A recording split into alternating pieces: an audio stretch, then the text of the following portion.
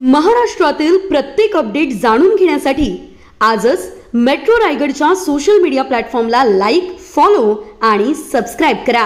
वर्षानुवर्ष पारंपरिक हौशी संघटना सारळपूल आणि अमित दादा नाईक मित्रमंडळ यांच्या आपल्या सौजन्याने ह्या स्पर्धा झाल्या।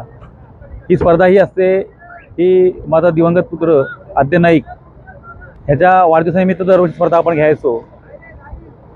ह्या वर्षी सुद्धा त्याच्या वाढदिवसानिमित्त स्पर्धा घ्यावी अशी सगळ्या माझ्या कार्यकर्त्यांची मागणी होती आणि त्यांची मागणी आपण विचार करून खरं तर मला आद्याला 2 वर्ष झालं नाही, परंतु सगळ्यांचं म्हणणं आहे की दादा ही स्पर्धा आपली पारंपरिक आहे, आद्याच्या वाढदिवसाला असते, तर आपण आद्याची ही स्पर्धा ही कायमस्वरूपी चालू ठेवायची।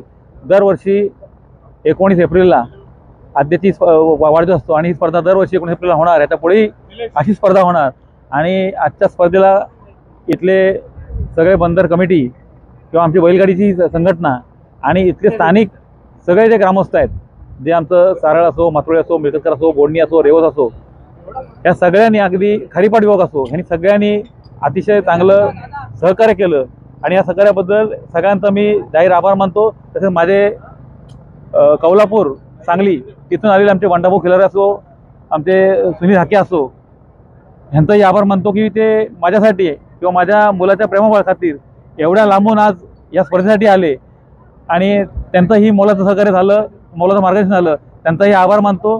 तसंच ज्यांनी आज मला मदत केलेली आहे ह्या शर्यतीसाठी त्या सगळ्यांचा आभार मानतो आणि यूट्यूबवाले असो किंवा मंडपवाले असो किंवा आमचे सगळे लाईव्ह या सगळ्यांचा आभार मानून आजचा कार्यक्रम संपला असं जाहीर करतो। धन्यवाद।